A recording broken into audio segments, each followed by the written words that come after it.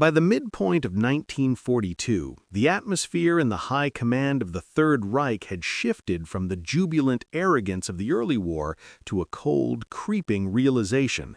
The Blitzkrieg, the lightning war that had shattered Poland and humbled France, was beginning to grind against a reality it could not easily overcome. On the vast, unforgiving steppes of the Soviet Union, the German army was losing the one thing it relied upon for survival: momentum. The Soviet T-34 and the heavy KV-1 tanks had arrived as a shock to the system. They were rugged, effective, and increasingly numerous. German anti-tank crews found themselves firing shells that simply bounced off the sloped armor of the Eastern giants. Back in Berlin, the planners were under immense pressure. Factories were being hammered by Allied bombers, and resources were becoming scarce. In this climate of desperation, Nazi leadership did not look toward efficiency or tactical flexibility. Instead, they returned to a dangerous, ancient obsession: size. If the enemy's guns were getting stronger, the German answer would be to build armor that no gun could pierce. If the enemy's tanks were becoming more numerous, the German answer would be to build a single machine so powerful it could hold a front line on its own.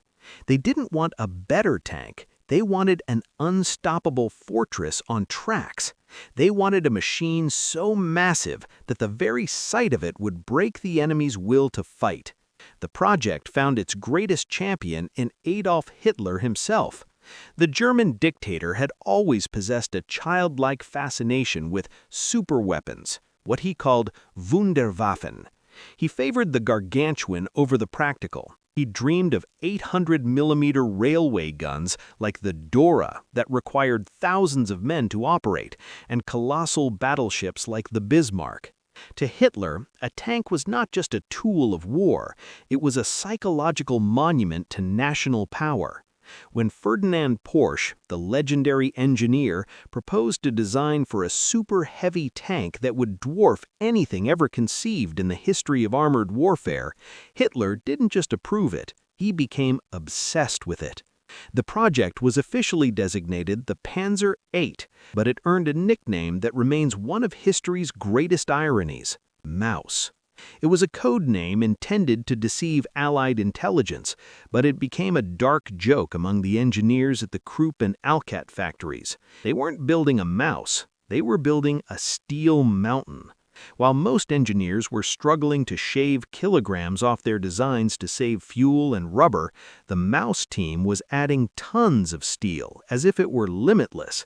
Hitler demanded the thickest possible plating and the largest possible gun. He wanted a monster, and he was willing to bankrupt the German war industry to see it crawl across the earth.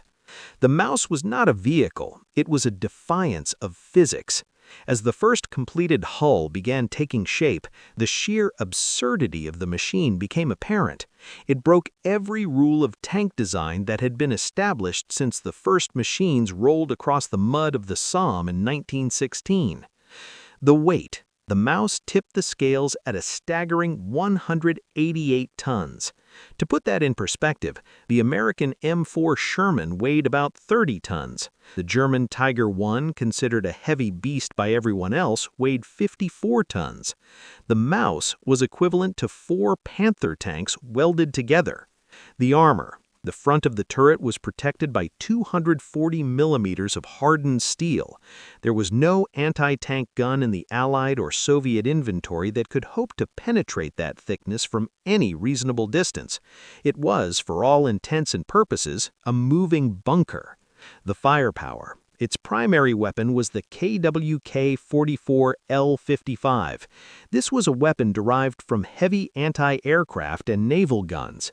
It could vaporize any contemporary tank from over 3 kilometers away, long before the enemy could even see the Maus clearly. The crew. 6 men were required to operate this steel behemoth. They lived and worked inside a cramped, oil-scented labyrinth of electrical cables, massive shell racks, and the constant, deafening roar of an engine that struggled to move the very armor that protected them. The Maus wasn't designed for the rapid flanking maneuvers of the early war. It wasn't designed to cross bridges or hide in forests. It was designed to move slowly and inexorably toward the enemy, absorbing hundreds of hits without stopping and firing back with the power of a naval destroyer. It was a machine designed to exist, to occupy space, and to terrify. But as the first completed hull of the V-1 prototype began its initial mobility trials at the Alcat factory, the engineers witnessed a phenomenon that had never been seen in the history of mechanized transport. It wasn't just that the tank was heavy, it was that the Maus was fundamentally at war with the geography of Europe. The primary enemy of the Maus wasn't the Soviet T-34, it was physics. In 1944, the infrastructure of the European continent, the bridges, the paved roads, the culverts, had been built for a world of horse-drawn wagons and 10-ton trucks. Even the legendary Tiger I had pushed these structures to their absolute limit. The Maus didn't just push the limit, it obliterated it. The bridge crisis. There was almost no bridge in Western or Eastern Europe capable of supporting a 188-ton point load. If a Maus commander attempted to cross a standard stone or steel span, the structure wouldn't just groan, it would experience a total structural failure, dropping the unstoppable tank into the riverbed below. The road erosion. On asphalt or cobblestone roads, the Maus acted like a giant industrial mill. As the tracks bit into the surface to turn the massive hull, the sheer friction would peel up the road like a carpet, leaving behind a wake of pulverized stone and cracked earth that rendered the path impassable for the trucks and infantry following behind. The mud trap. In the soft, wet-logged soils of the Russian steppes or the German autumn, the Maus was a disaster. Its ground pressure was so high that it would simply sink until the belly plates hit the mud. At that point, the tracks would lose traction and the tank would be high-centered, stuck in a grave of its own making. This led the engineers at Porsche and Krupp to a solution that remains one of the most eccentric chapters in military history. Since the Maus couldn't go over rivers, it would have to go under them. The designers developed a complex fording system that required two tanks to work as a team. One Maus would remain on the riverbank, its massive 1,200 horsepower engine running at high RPM to act as a stationary power plant. A thick, armored electrical cable would be run from the rear of the first tank to the second. The second tank, equipped with a towering, telescoping snorkel for the crew's air, would drive completely submerged across the riverbed, its electric motors powered by the partner on the shore. Even by the standards of the mad scientist era of Nazi engineering, this was absolute madness. It turned a simple river crossing into a multi-hour engineering project, leaving the tank stationary and vulnerable to air attack for hours on end. It was a brilliant answer to a problem that proved the tank was fundamentally incompatible with the reality of the Earth's surface. As the strategic situation for Germany worsened in late 1944, the logistical nightmare of the Maus was a terminal illness for the project. In war, a weapon's value is determined by its ability to be in the right place at the right time. The Maus was never in the right place, and it was always late. Transporting the behemoth from the factory to the testing grounds required a level of effort that could have sustained an entire armored regiment of smaller tanks. The railway barrier.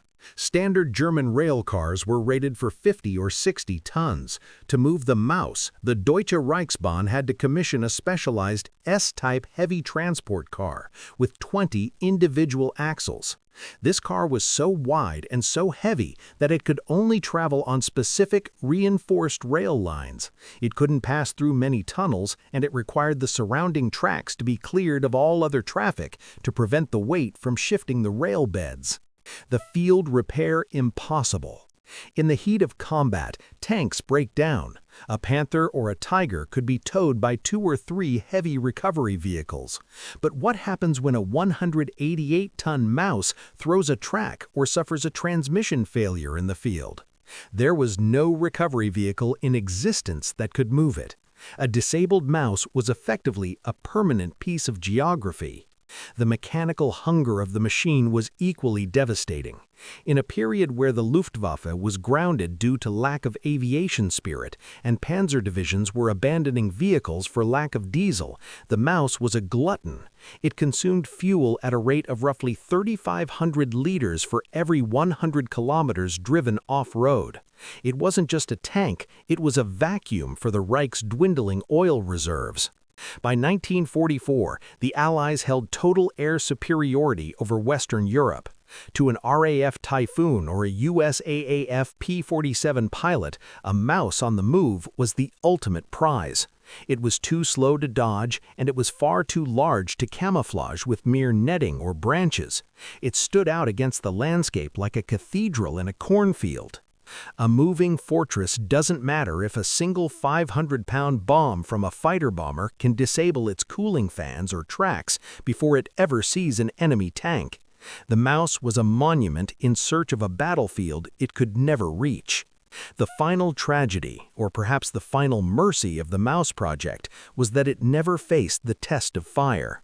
As the Red Army's Vistula-Oder offensive tore through the crumbling remains of the Eastern Front in early 1945, the two prototypes sat at the Kummersdorf testing grounds, silent and useless.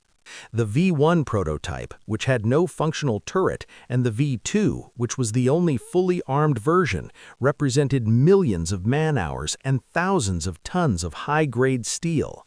As the sound of Soviet artillery began to rumble on the horizon, the German High Command realized that their invincible weapon was about to become a high-tech trophy for Stalin. The order was sent: destroy the mice. The German crews didn't have enough fuel to drive them toward the front, nor did they have the means to transport them back into the heart of the Reich. They packed the interior of the V-2 with massive quantities of high explosives. The blast was so violent that the 55-ton turret, armored with enough steel to resist a battleship's guns, was tossed aside like a discarded toy. The hull was gutted, its internal machinery turned into a twisted heap of blackened iron. When the Soviet soldiers of the 53rd Guards Tank Brigade finally rolled onto the Kummersdorf grounds, they found the ruins. They didn't find the terror that Hitler had hoped for. Instead, they found a puzzle. The Soviet engineers and generals who arrived days later to inspect the remains didn't look at the Maus with fear. They looked at it with a sense of profound disbelief. They climbed over the massive hulls, measuring the 240mm armor and peering into the cavernous engine bays. They couldn't understand why a nation facing total collapse would spend its final precious resources on a machine that couldn't cross a bridge, couldn't hide from a plane, and couldn't move through the mud. To the Soviets, who had won the war with the rugged, mass-produced T-34, the Maus was the ultimate evidence of Nazi Germany's detachment from reality. It was the physical manifestation of a regime that had chosen to dream of monsters while its house was burning down. By the end of World War II, many German vehicles earned a reputation for being formidable adversaries. The Tiger I was a sniper that could pick off Shermans from a mile away.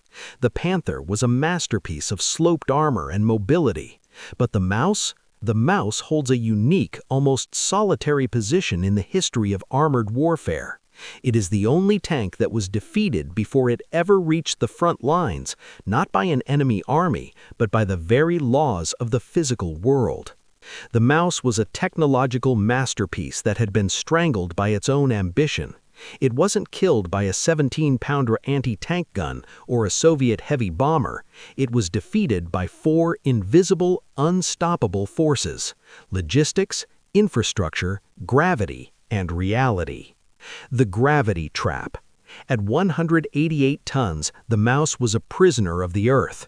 Every time it moved, it fought a losing battle against the soil beneath its tracks. It was so heavy that even on firm ground, the vibration of its passing could shatter the windows of nearby houses and crack underground water mains.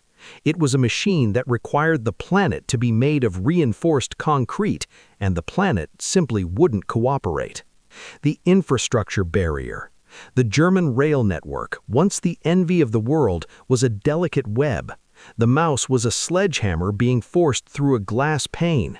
To move it a mere 50 miles, the Wehrmacht had to reorganize an entire theater's worth of transport, redirecting coal and ammunition trains to make way for a single hulking prototype that might never fire a shot. The complexity spiral. Every innovation built into the mouse created two new problems. The electric drive was a brilliant solution to the torque issue, but it required copper that Germany didn't have and electrical cooling that was prone to catastrophic fire. The 128mm gun was the most powerful in the world, but the turret was so heavy that the electric motors could barely rotate it if the tank was sitting on a slight incline. The Earth itself seemed to reject the machine. It was a metal organism that had grown too large for its environment. In a war defined by the frantic high-speed maneuvers of Patton and Zhukov, the mouse was a prehistoric relic, a steel dinosaur that was extinct the moment it stepped out of the factory doors. It was a tank that was built to be invincible, only to find that its greatest enemy was the sheer weight of its own existence. If the flaws of the mouse were so obvious, if the engineers knew it would sink in the mud and collapse the bridges, why did the Third Reich continue to pour its dwindling lifeblood into the project? Why did they build a tank that couldn't fight? The answer lies in the psychological collapse of the Nazi regime. By 1944, Germany was no longer fighting a war of strategy, it was fighting a war of belief. As the borders of the Reich began to shrink and the Allied air fleets turned German cities into craters, the High Command retreated into a world of fantasy. They became convinced that a single miraculous invention, a Wunderwaffe, could undo the mistakes of the past 4 years. They stopped looking for logical solutions and started looking for gods from the machine. Size as a substitute for strategy. The mouse was the physical manifestation of the belief that if you could simply build something big enough, you could ignore the reality of being outnumbered. It was the big lie of propaganda translated into steel. The cult of the superweapon. Hitler and his inner circle were mesmerized by the theater of war. They loved the way the mouse looked. They loved the way it sounded. They loved the idea of a king of tanks that would make the world tremble. They valued the symbol of the weapon more than the utility of the weapon. Technological delusion. There was a deep-seated arrogance in the German engineering community, the idea that German genius could overcome the laws of physics. They believed that because they could build a 188-ton tank, they should. The mouse was not a weapon of war, it was a weapon of desperation. It was built to convince the German people and the German soldiers that the Reich still possessed a secret, overwhelming power. It was a distraction from the burning cities and the hollowed-out divisions. Every kilogram of steel in the mouse was a kilogram of hope that the Nazis were clutching as they drowned. It was a monument to the fatal mistake of believing that technology alone can reverse the tide of a lost cause. Today, the only surviving mouse in the world sits in the cold, cavernous halls of the Kubenka Tank Museum in Russia. It's a strange, haunting sight. It's a Frankenstein monster, a patchwork of the two prototypes salvaged from the ruins of the war. It sits there silent, motionless, and largely ignored by the ghosts of the men who designed it. The olive drab paint is cracked, and the massive tracks, wide enough for a man to lie across, are rusted into the floor. It is the heaviest tank ever built, and yet, in the grand theater of history, it is a lightweight. The mouse remains the ultimate lesson in the limitations of power. It serves as a permanent warning to every military designer and every national leader. Wars aren't won by what looks invincible. The illusion of strength. A fortress that cannot move is just a target. A gun that cannot reach the battlefield is just a pile of scrap. The mouse was the strongest tank in the world, but it was also the most useless. The power of the practical. History shows that victory belongs to the good enough, to the T-34s that were easy to fix, the Shermans that could fit on any ship, and the Jeeps that could drive through any forest. The cost of hubris. The mouse is what happens when a nation's